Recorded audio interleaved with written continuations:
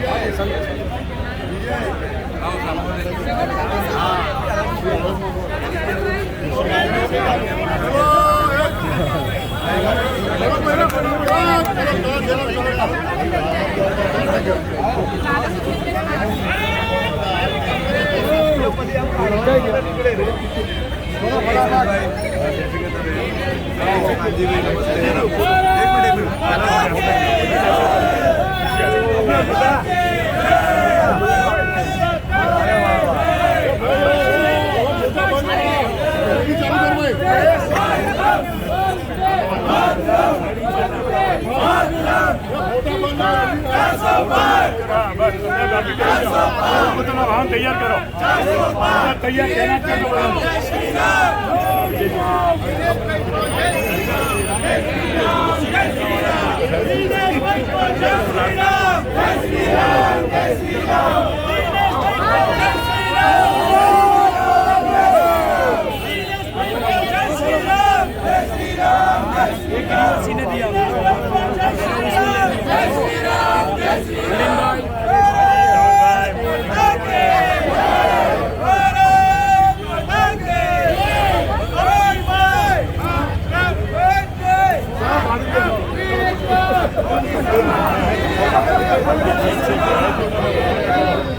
भाई प्रस्थान करो, जल्दी से प्रस्थान करो। હવે મોટા મોટા ભલે પાડજો એ જેસી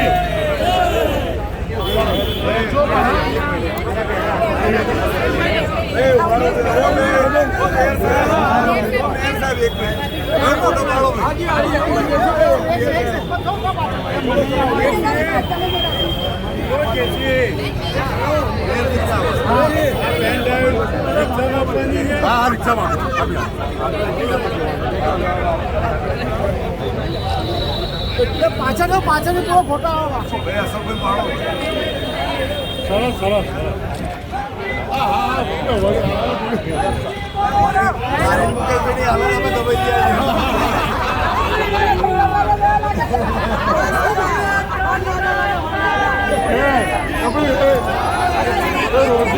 રોજી કેવો દેવો નમસ્તે બેન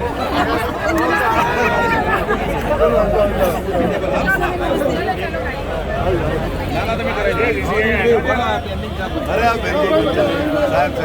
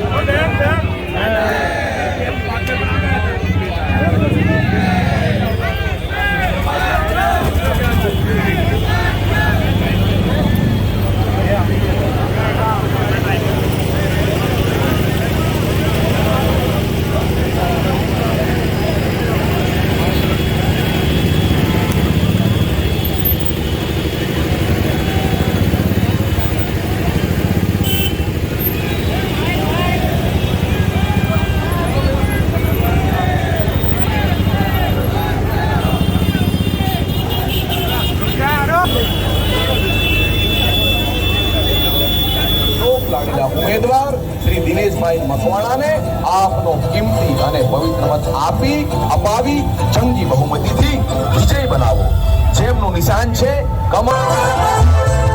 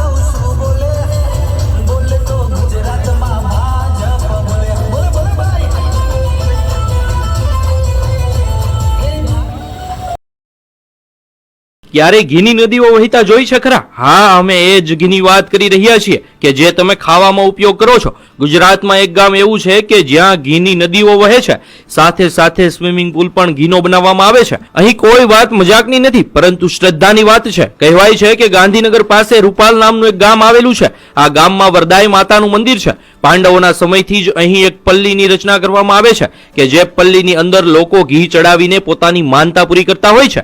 લોકોની માનતાઓને આસ્થા એટલી બધી વધારે હોય છે કે પલ્લીમાં ચડતા ઘીને કારણે આખા ગામમાં ઘીની નદીઓ વહેવા લાગે છે. હવે સવાલ થાય કે એટલું બધું ઘી આવે છે ક્યાંથી? તો જે પણ વ્યક્તિની માનતા હોય એ 5 કિલો 10 કિલો કે 15 કિલો ઘી માતાજીની પલ્લી પર ચડાવે છે અને પોતાની માનતા પૂરી કરે છે. આ રીતે ગામ આખું ઘીથી તરબોળ થઈ જાય છે. આ તો શ્રદ્ધાની વાત છે, પરંતુ માતાજી આવી રીતે ઘીનો બગાડ કરવાનું ક્યારેય ન કહી શકે. હા, શ્રદ્ધા પૂરી કરવા માટે આપણે પલ્લીમાં ઘી ચડાવવું જ જોઈએ, પરંતુ આવી રીતે ઘીનો બગાડ કરવો એ યોગ્ય નથી. કહેવાય છે કે આ ઘી કે જે રસ્તા પર હેમખેમ પડ્યું હોય છે એને કેટલાક ગરીબ લોકોમાં વિતરણ કરી દેવામાં આવે છે. રસ્તા પર પડેલું આ ઘી ખૂબ જ ગંદા સ્વરૂપમાં હોય છે, જે ખાઈને ઘણાના સ્વાસ્થ્ય પણ બગડી શકે છે. માતાજીની શ્રદ્ધાનો સવાલ છે તો આપણે જરૂરથી પલ્લીમાં ઘી ચડાવીને આપણી માનતા પૂરી કરવી જોઈએ, પરંતુ આવી રીતે ખરેખર ઘીની નદીઓ વહેડાવી ન જોઈએ અને તેમને બાળકોના પોષણ આપવા માટે ઉપયોગમાં લેવું જોઈએ. સદીઓથી આ પ્રથા ચાલી રહી છે, તેની સાથે લોકોની આસ્થા જોડાયેલી છે અને આસ્થા ખરેખર સાચી પણ છે.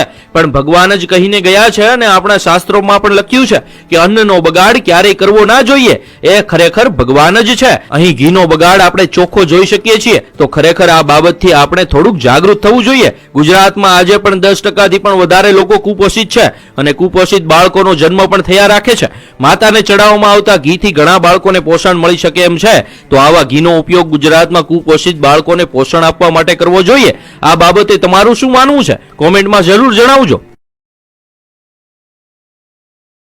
की बार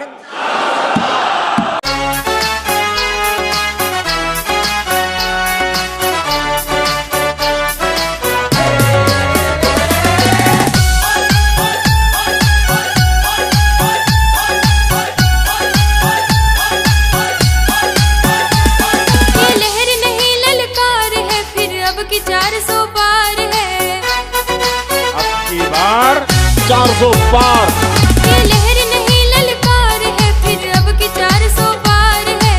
जनता का सेवक है मोदी हम सबका परिवार है मोदी. मोदी मोदी मोदी मोदी फिर आएंगे अब की मोदी. फिर आएंगे अब की मोदी.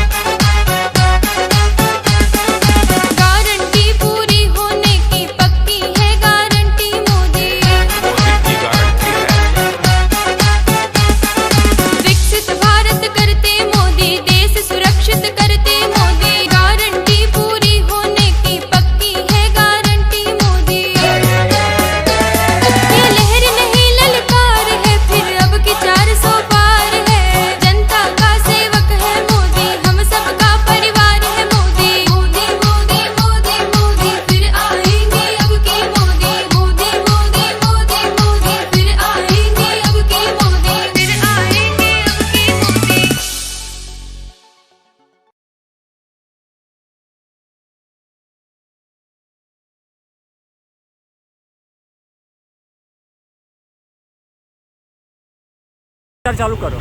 ભારત માતા કે જય, ભારત માતા કે જય, ભારત માતા કે જય, ભારત માતા કે જય, વંદે માતરમ, વંદે માતરમ, વંદે માતરમ, વંદે માતરમ, વંદે માતરમ. આપકી બાર 400 બાર, આપકી બાર 400 બાર, આપકી બાર 400 બાર. फिर एक बार मोदी सरकार, फिर एक बार मोदी सरकार. भारत माता के जय.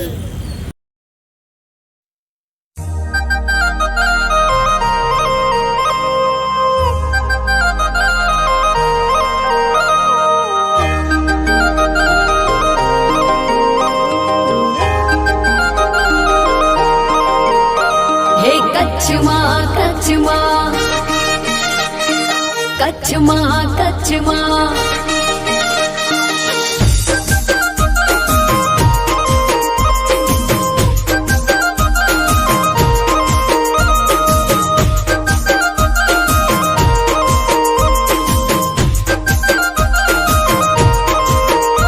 हे कच्छ माँ, कच्छ माँ, आखा देश माँ, देश माँ. हे कच्छ मारे आखा देश मारे, चाली भाजपनी गाड़ी टॉप गेर मारे.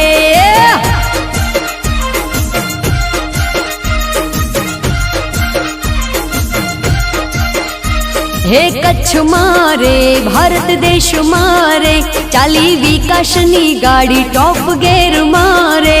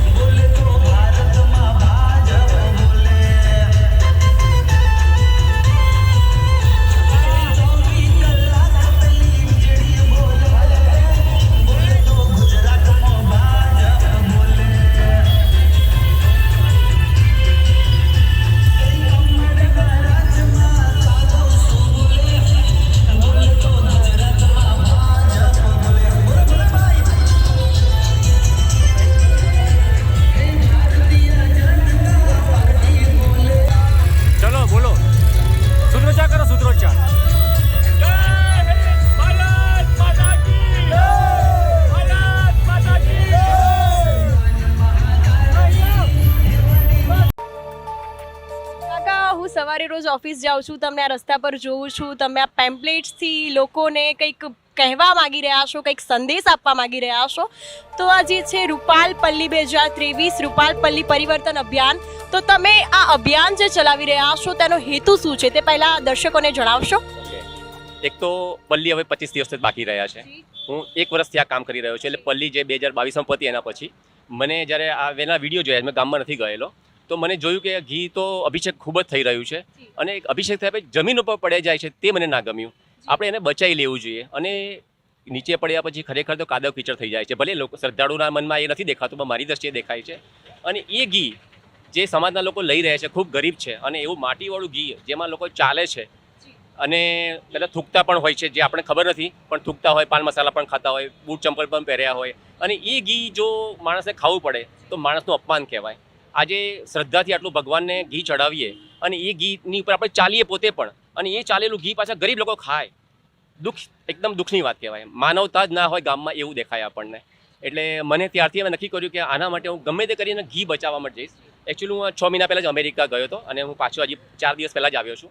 અને આવ્યા પછી બસ મેં આ કામ કર્યું છે, અને રોજે રોજ ક્યાંય ના ક્યાંય 4 રસ્તા ઉપર, બગીચામાં, ટ્રેનમાં, બસમાં, બસ આ જ કામ કરું છું કે લોકોને મારો આ મેસેજ જાય. અને લોકો મને કંઈ પૂછે કે શા માટે આ તમે કરો છો, તો મારો હેતુ છે કે અમે અભિષેક કરવા પણ માગીએ છીએ. અભિષેક ખૂબ જ થાય, જેટલો થાય છે એના કરતાં ખૂબ વધારે મહિમા પણ વધે, પણ ઘી બચાવીને, ઘી બગાડીને નહીં, ઘી બચાવીને. અને એ પણ મારો સૂત્ર છે, એક ચમચીથી અભિષેક કરી શકાય. માતાજી ખુશ જ થવાના છે. હું નથી માનતો કે માતાજી કોઈ દુઃખી થાય. માતાજીને જો આ ખરેખર તમારા ઘીની જરૂર છે તો એ તમને નહીં કહેવાવે, પોતે પોતાનું તળાવ બનાવી શકે એવા છે, સક્ષમ છે પોતે બનાવવું હોય તો, એમને નાહવું જ હોય તો. પણ આપણે એમને નવડાવવાની એટલી બધી જરૂર નથી. આપણે ચમચીથી નવડાવો તો પણ ભાવના એટલી જ પૂરી થવાની છે જેટલી ભક્તોની પણ છે. મને યાદ છે ત્યાં સુધી અમારા ઘરમાં સિંહ સાકરિયાથી ભગવાનને ઘણીવાર પ્રસાદ કર્યો છે, ઘણીવાર 32 ભગવાન પણ ચડાયા છે અમે લોકોએ, અને ઘણીવાર ખીર પણ ખવડાવી છે, ઘણીવાર અમે એમને દૂધપાક પણ ખવડાવ્યો છે. તો ભગવાન તો બધું જે આપણે ધરાઈએ તો ખાવાના જ છે. તો એક ચમચીથી હું અભિષેક કરીશ તો પણ ભગવાનને અભિષેક થવાનો છે. હું આખું ડોલચું કે ડબ્બો આખો ઊંધો પાડીશ તો પણ અભિષેક જ થવાનો છે. પણ એનાથી ફાયદો કોઈને થતો નથી, ફક્ત માણસ જ માણસનું અપમાન કરે છે. બસ આ દુઃખનું વાત છે. તો રૂપાલ ગામમાં જે આ પલ્લીનું જે ચાલી રહ્યું છે, ઘીનો અભિષેક કરવામાં આવે છે, તે આ જે પરંપરા છે તે મારા ખ્યાલથી 5000 વર્ષ કરતાં પણ જૂની છે. તો ગામના જે લોકો છે તેમનું પણ કહેવું અલગ છે. જે તમે આ જે રૂપાલ પલ્લી પરિવર્તન અભિયાન ચલાવી રહ્યા છો, તમારો જે હેતુ છે, તો આપણે દર્શકો પાસેથી જરા જાણીએ કે તેમનું શું કહેવું છે તે મુદ્દે, તે શું કહી રહ્યા છે. તારીખ 5 ઓક્ટોબર 2023 રૂપાલ પલ્લી રથના સ્વયંસેવકો પ્રણામ. જય જય શ્રી વરદાઈ માતાજી. પલ્લીમાં રથ પર ઘી અભિષેકની કેટલા વર્ષ જૂની પરંપરા છે. પરંપરા કેવી છે તે અમને લેખિતમાં પુરાવા સાથે જાણવા માગીએ છીએ. અમે જાણવા માગીએ છીએ કે નીચેના આપેલા 7 પ્રશ્નોમાંથી સાચી પરંપરા કઈ. પ્રશ્ન 3, પ્રશ્ન 1 વત્તા પ્રશ્ન 2 વત્તા ગામના રસ્તાની માટીમાં મેળવી કાદવ કીચડ કરવાની પરંપરા છે. પ્રશ્ન 4, પ્રશ્ન 1 અને પ્રશ્ન 2 વત્તા પ્રશ્ન 3, ઘી સામાજિક પછાત સમાજના માનવને ભક્તોના પગ નીચે કચડાયેલું, ભક્તોના થૂક, પાન મસાલાની પિચકારીવાળું અને છેલ્લે ભક્તોના તૂટેલા ફૂટેલા બૂટ ચંપલ પડેલા ઘીને લેવા માટે મજબૂર કરી અપમાન કરવાની પરંપરા છે. ટૂંક સમયમાં જ રજિસ્ટર ઈડી દ્વારા 5 પલ્લી મંડળ અને 1 ટ્રસ્ટીને પોસ્ટ કરવાનો છું. જવાબ નહીં આપો તો, અને દર વર્ષની જેમ કરશો તો તૈયાર રહેજો હાઈકોર્ટમાં મળવા માટે. કલેક્ટરશ્રીને પણ પૂછવાનો છું, તમારી જવાબદારી શું છે. મારું નામ રાધેશ્યામ પટેલ છે, ઉંમર 62 વર્ષ છે. કાયદાકીય સલાહ લઈને પુરાવા સાથે હાઈકોર્ટમાં PIL કરવાનો છું. આ વર્ષે પલ્લી મહોત્સવ 2023માં વિચારીને મહોત્સવ કરશો, નહીં તો ભારે પડશે. અમારા ગ્રુપમાં વકીલોની ફોજ છે, અમારા ગ્રુપમાં રેશનાલિસ્ટોની ફોજ છે. જય જય વરદાઈ માતા. રૂપાલ પલ્લી મહોત્સવ પરિવર્તન અભિયાન 2023, Radheshyam Patel. 9023960692 only WhatsApp message.